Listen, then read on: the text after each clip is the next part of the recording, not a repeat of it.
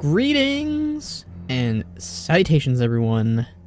I'm sure you're more than familiar with Garrosh Hellscream, son of Grommash Hellscream, former warchief of the Horde and founder of the Iron Horde.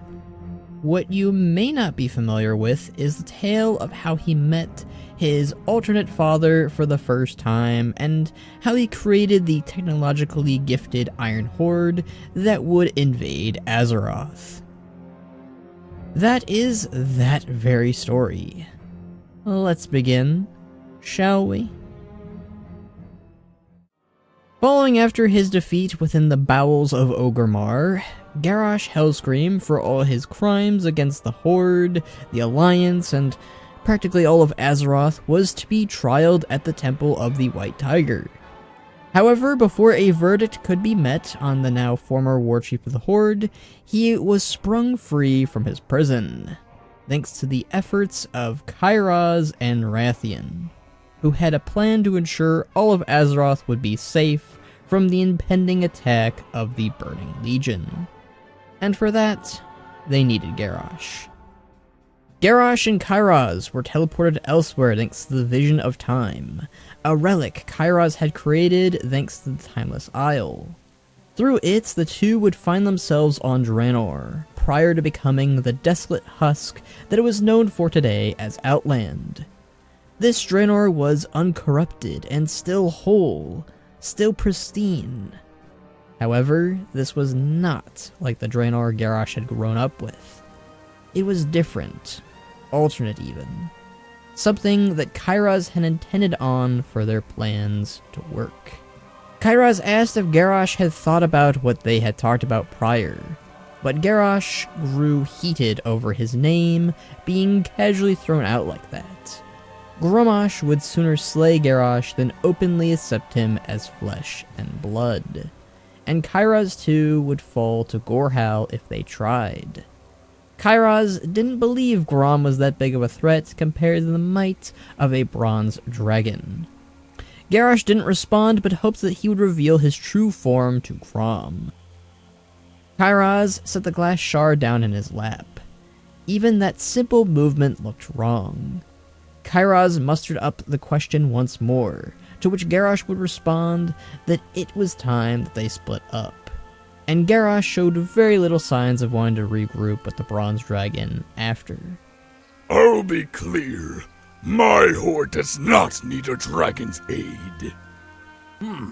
Your horde? Your horde disposed you. Without me, you would still be rotting in a prison cell. You do not have the privilege of telling me to leave, no.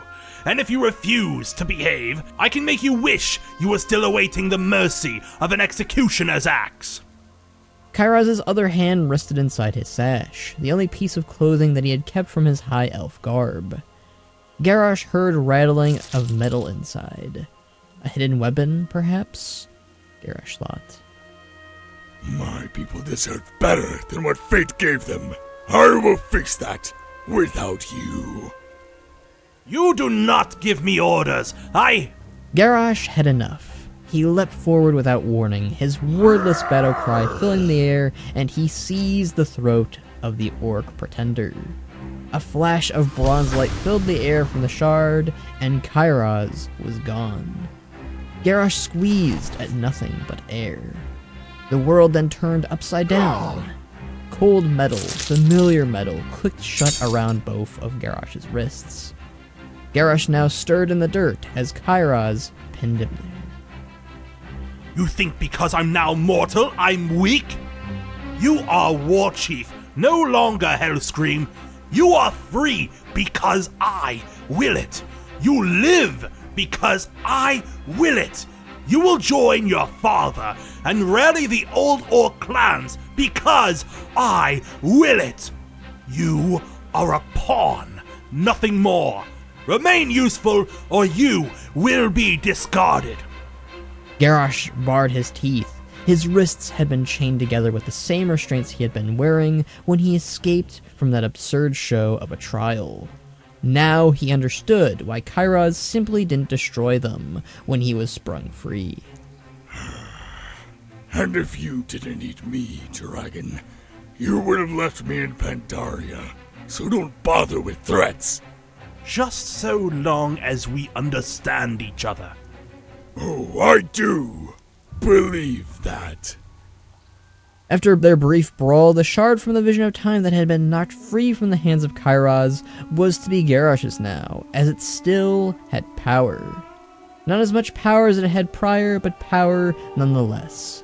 And the bindings around Garrosh were to be kept on him until Kairoz deemed otherwise. While Kairoz had a clear disdain for Garrosh, he could not disagree with Garrosh's point that it would be best if they went at recruiting the orcs from this alternate timeline, or alternate world, separately. Kairoz believed that while the orcs of this world were primitive, that their shamans would be enough to tap into the shard, and view what spoils both Azeroth and other worlds could offer. Once you have convinced them to join your ideal horde and conquer all that they see, I will arrive, just another orc following the new direction of his people.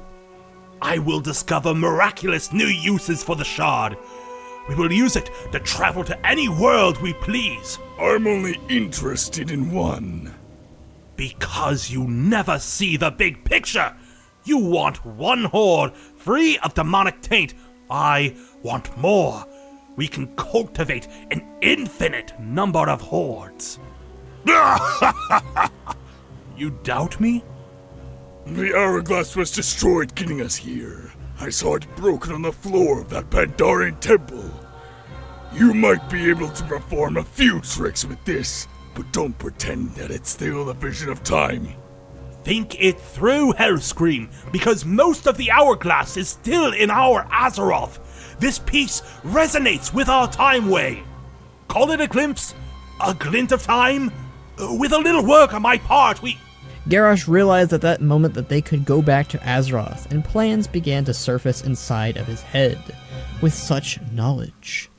And that is just the beginning. First Azeroth, then other worlds, all of them. As many as we need. We will not be limited by nothing, not even time. The possibilities are infinite.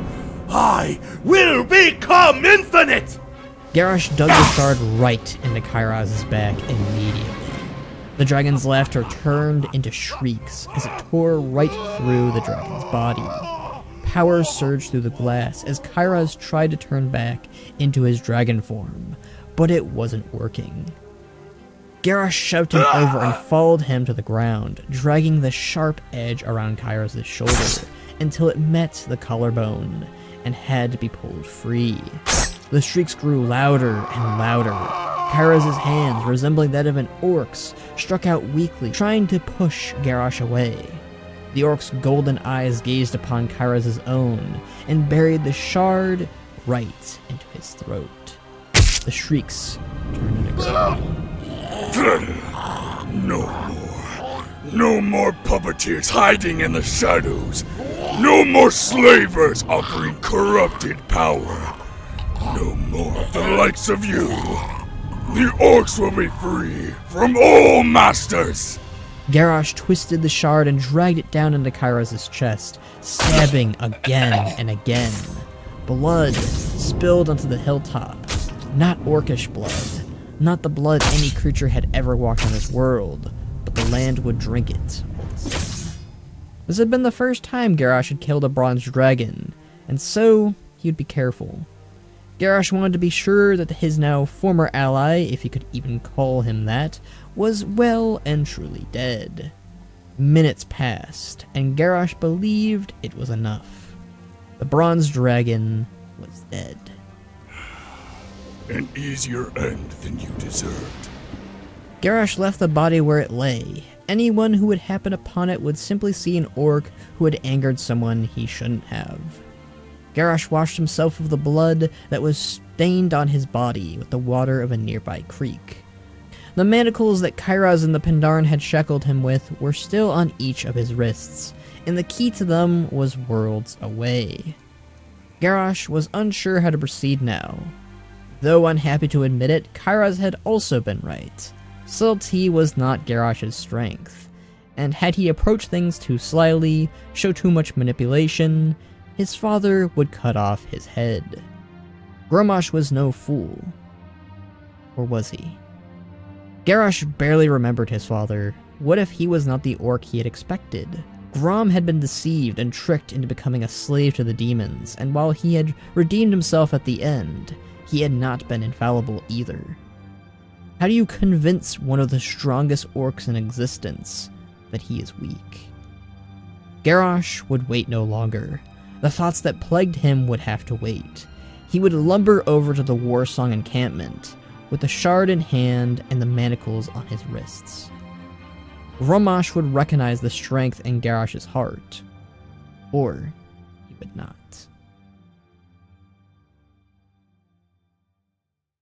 Grommash Hellscream, chieftain of the Warsong clan, had been observing a Makrogan within his clan's village. The Makrogan was similar but very different from the Makara. Rather than to the death, though, the two fighters would fight out until one of them was unable to fight any longer, or until the chieftain decided that it was enough. The Wolfmaster had bested the armorer and strutted around in victory, with the cries of the clan supporting the brawl. A good fight! No surrender! Honor to the Wolfmaster for victory! And honor to the armorer for the will to fight to the end! Drink your fill tonight! You both have proven a Warsong's heart! But the crowd was hungry for more, and Grommash agreed. One fight was never enough to quiet the past. Who else? Who else will show me a Warsong's heart tonight? I will! An unfamiliar orc's voice roared through the crowds. Grom himself could not recognize it, nor his face. Nobody in the clan knew who the stranger was. Something was wrong with this orc. Manacles linked the stranger's orc's wrists together. His garments were nothing like what Grommash had ever seen, not in cloth or in cut. A chieftain's tattoo lined at the orc's chin as well, further adding confusion to Grom's mind. You claim to possess a Warsong's heart. I do. Tell us your name. I come to you as a stranger, and nothing more. You have no name, no heritage, no name taken from the tales of your astonishing battlefield victories. Tales are words, and words are wind. Only deeds will prove what's in the heart. Grommash pressed the stranger with more questions pertaining to his manacles. Whose ire did the stranger earn to gain those? Were they on their way now to attack his very camp? Grom's voice boomed with anger as those questions remained unanswered, and he turned that anger to the ones responsible for letting the stranger into their home. They would rise from the crowd and admit their failings to their chieftain. You allowed this one to enter in our midst. It is only fair that you share this stranger's fate, whatever it may be. Do you agree? The Warsong nodded, accepting their fate, and joined the stranger into the pit, fixing their glares upon him. Grom interrogated the stranger further regarding the tattoos on his face, but Garrosh only answered in invasion, further upsetting Grom. My Warsong do not answer my questions with riddles and evasion, stranger. And you are not skilled enough at either to impress me. Answer me plain. Why are you here? You are the second person to tell me that today. Grommash Hellscream, I have traveled far and sacrificed much to stand in front of you. I am here to defy what fate has dictated for you and all orcs. Which is slavery, the loss of our souls, and everything that makes us great. Grommash laughed, and the clan soon joined him. Only Garrosh remained impassive to it all. Grom no longer saw Garrosh as a threat and simply some lunatic, uttering nonsense. He offered to get the chains off from Garrosh, give him a meal, give him some water, and escort him on his way. He would punish this pathetic orc no further. You think I'm lying? No, I think your mind has been harmed. The Warsong do not surrender. For us, slavery is the one fate we know we will never face. Even in defeat, even when captured, we resist until we die. One of the guards tried to grab at the stranger, who immediately responded by knocking this orc backward by slamming him directly into his jaw. The other orcs marched forward, but Grom would command them to stop. His patience for this stranger was wearing thin. Even for fools, there was a limit to the Warsong's mercy. The path to the Warsong slavery will not come from war or defeat.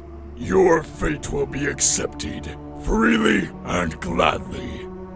And it will be you, Grommash Hellscream, who will insist on being the first to tie yourself to the orcs' new masters. The rest will follow. We will never recover. The Warsong grew silent to the stranger's words. Only the wind whispered back. Grom finally responded. Your prophecies are absurd, and now you have insulted my honor. But as you said, words are wind. Only deeds matter. The stranger would be asked to fight in a Makrogon within the pit. Here, he would prove his worth as a Warsong. No surrender, no mercy. Only then would Grom take the stranger's words to heart. Those within the pit would accept, and the fight would begin. The four who had previously failed to catch this strange orc within their camp would show their teeth to the stranger, and they would charge right at him. Garrosh would use his very chains as a weapon against these orcs, choosing instead not to use the shard of glass he had used to kill Kairoz earlier. As the battle went on, it was quick to see who the winner was. Garrosh fought with no fear, no hesitation, and was violence incarnate.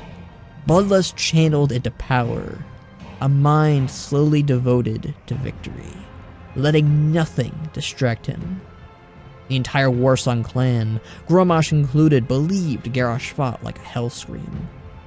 The fighters in the pit rose upward after Garrosh had bested each of them. They refused to give up. Though they were obviously beaten, Makrogon demanded it, that they keep fighting. Have I proven my Warsong heart, Hellscream? Have they? Or do I need to kill them? Enough! This fight is over. Grommash rose and stepped directly into the pit to inspect this stranger. The strange orc who had bested his Warsong and fight similar to him.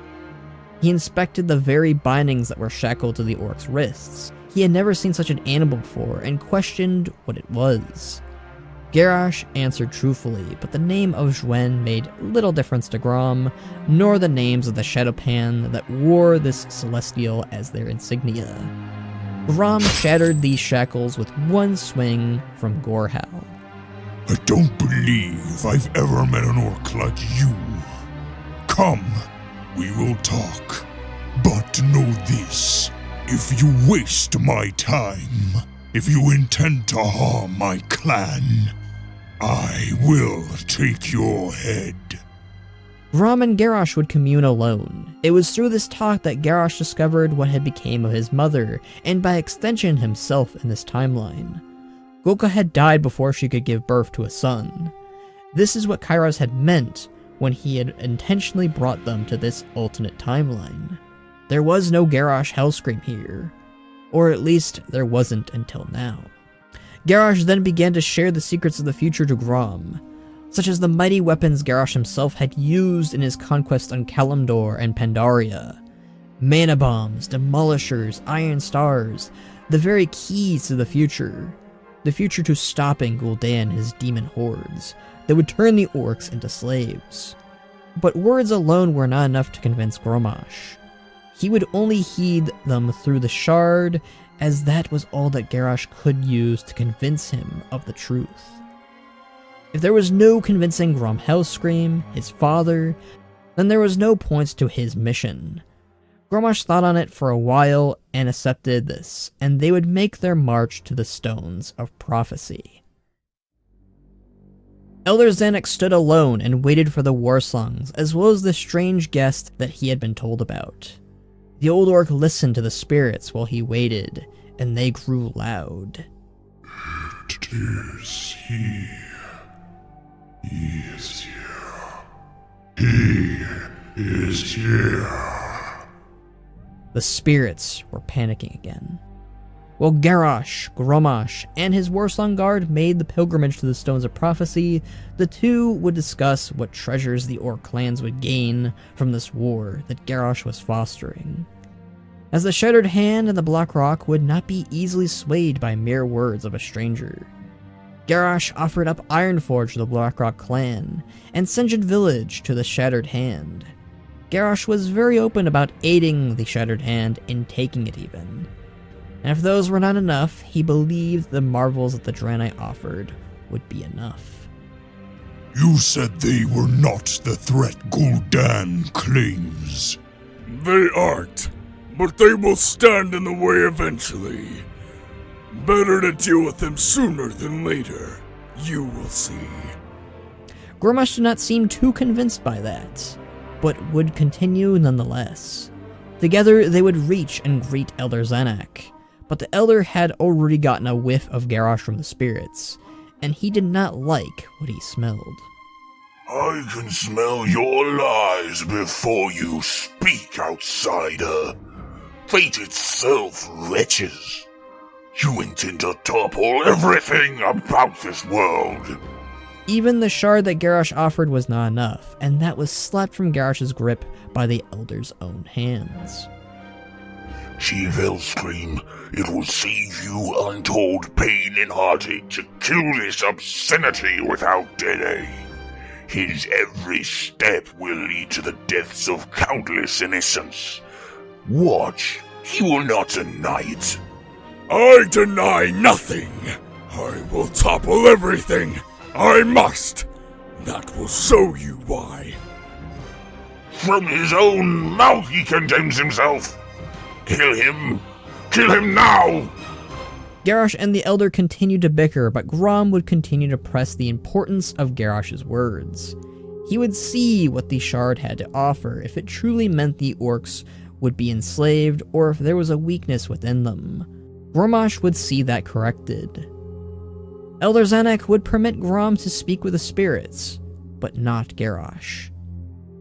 Grom would hand over Gorhal to one of his guards as they would watch from afar, and Garrosh would remain beside the Elder, while the Warsong chieftain would commune with the spirits through this mysterious shard.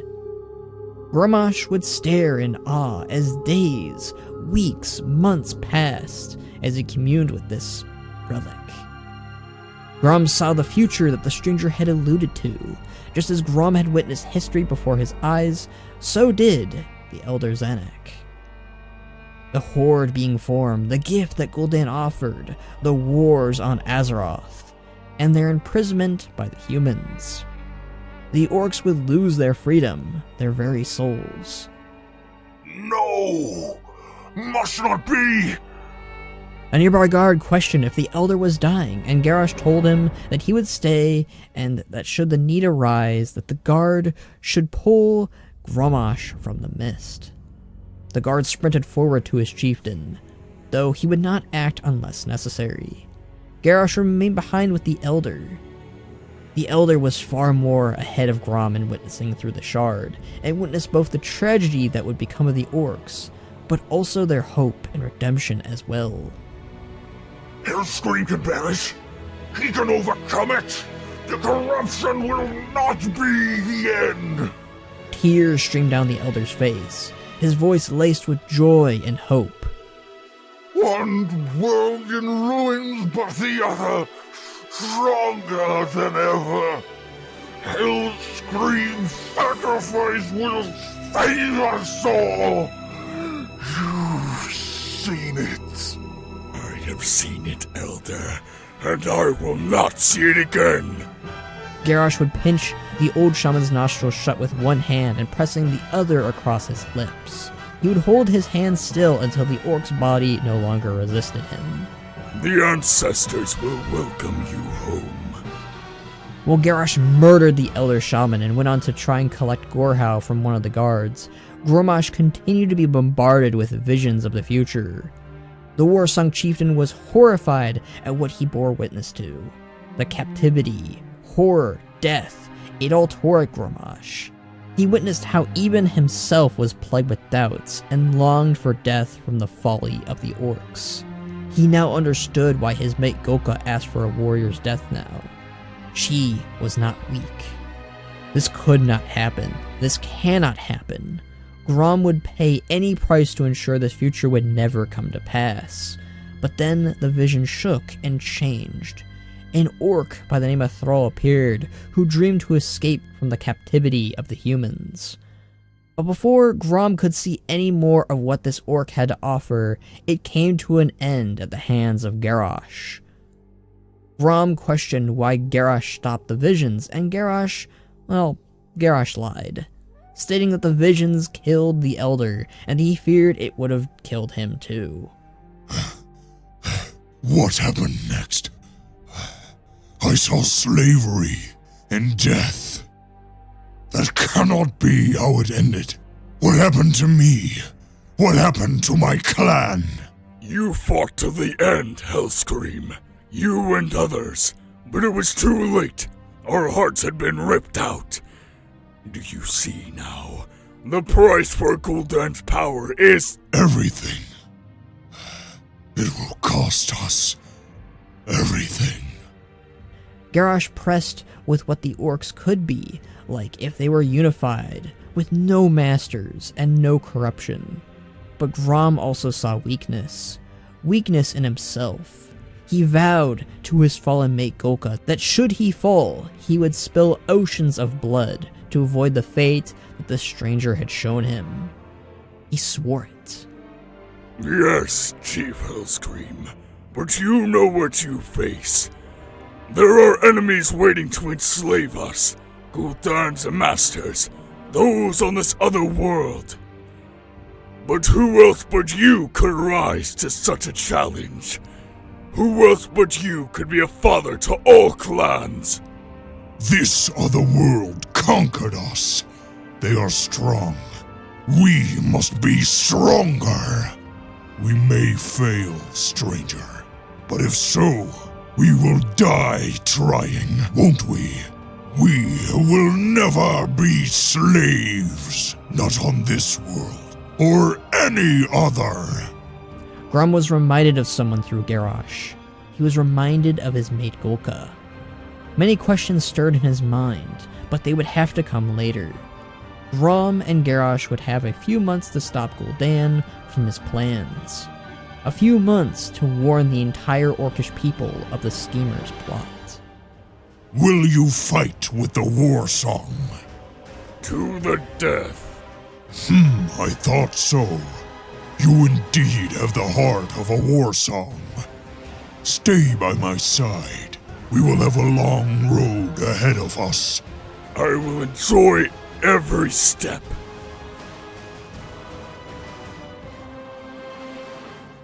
And so concludes the story of Garrosh and Grom and how they met, and would later form the Iron Horde. Coming off the rails of Pandaria, I really enjoyed this short story and the aftermath of war crimes. A part of me really does wish we had gotten more stories with Garrosh falling after Draenor, especially more stories with this ultimate Grom, who is aware of a lot of Azeroth's history. Though, I guess he isn't technically dead, not confirmed anyways, but ultimately, I think that Garrosh's story and ending was handled magnificently with his matchup against Thrall at the Stones of Prophecy. In more ways than one, that really was the place where Garrosh's story started and then ended. Not, of course, counting Shadowlands. Another thing that I wish was really touched on more was the fatherhood between both Grom and Garrosh. and Thrall Duratan by extension. We got a glimmer of Grom's realization that Garrosh was his son, and he seemed genuinely distraught by that. At least that is how I took it, and how much he saw Golka and Garrosh. It makes a lot of sense. I really wish we had gotten to see how Grom felt about Garrosh, being his blood, and how that would have impacted him. Especially since we did see Grom again while older when we recruited him, or recruited the Maghar. I also think this really showed a lot of truths about Garrosh. He ultimately would do anything to stop the orcs from corruption, while also idolizing his father to the extreme. It also showed that Garrosh, well, he lied about Azeroth, the Horde, and clearly wanted some payback on them for taking, in his eyes, what was rightfully his. He also outright did not show Grom, Thrall, and the relationship Thrall and Grom had. That's a debate altogether. What would Grom be like if he had witnessed Thrall, witnessed what the Horde could be, instead of what Garrosh only wanted to show him? I hope you enjoyed this cover of this story, and I want to thank the voice actors for making this even more special. But what did you guys all think about this? Do you wish Garrosh stuck around a little longer? Maybe redeemed himself? Would you also like to see this alternate Grom make a return? I know I would. Leave your thoughts and comments about this down below. If you guys like this video, feel free to drop a like or subscribe. You can also check out my other social media in the description. You can also join me on my Discord where we talk about all sorts of things. And if you like me enough, you can support me on my Patreon like these amazing folks here. It helps me out a ton to provide you with these sorts of videos. But until next time, guys,